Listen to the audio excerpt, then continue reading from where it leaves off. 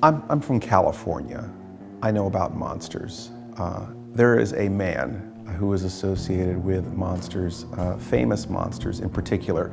His name was Forrest J Ackerman, and he had a magazine called Famous Monsters Magazine. That magazine, Famous Monsters of Filmland, was kind of a happy accident for Forrest J Ackerman and James Warren to get together the way they did. It was patterned after or modeled after magazines like Amazing Stories because of the letter column. That type of magazine called out to Forry as a little boy, and he took it home, and it told him about futuristic utopias and monsters, and introduced him to the world of science fiction. By the late 1950s, 57 or 58, the producers and the distributors and the movie theater owners had discovered that teenagers had money. So the first movies that were made just for teenagers that had a horror element were produced, including AIP's I Was a Teenage Frankenstein, I Was a Teenage Werewolf. And he was a big friend of Paul Blaisdell, who designed a lot of famous monsters in movies, and friends with Bob Burns and a lot of the people who were in the monster suits.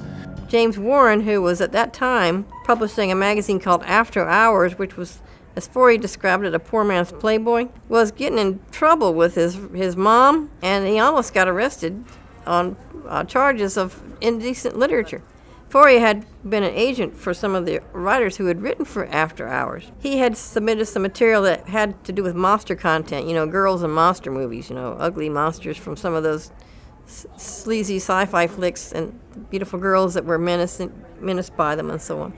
So James Warren had seen a magazine at a newsstand, and it was published from France. It was a French publication. It was called Cinema 57. So James Warren thought, you know what?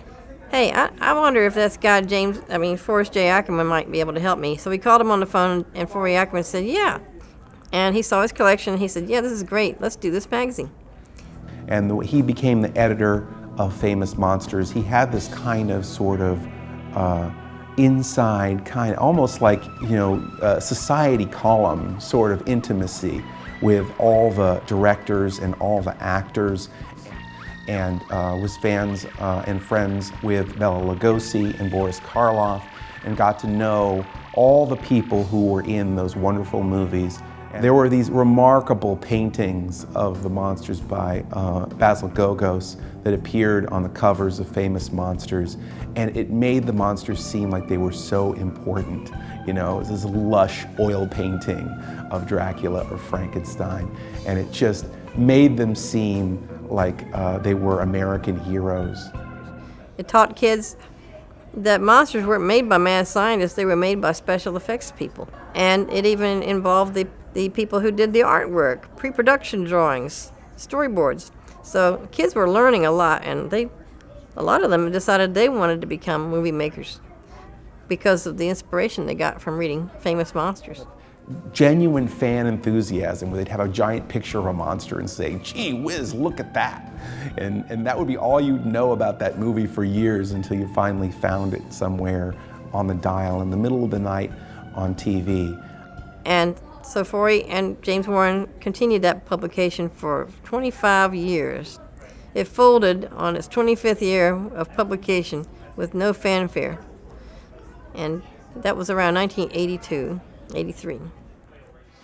And Forrest Ackerman brought monsters to children and teenagers and made them part of their lives, part of their vocabulary, and made them kind of more legitimate, and definitely elevated the art form and kind of helped fans define themselves and define their passion for these kinds of movies and these kinds of stories.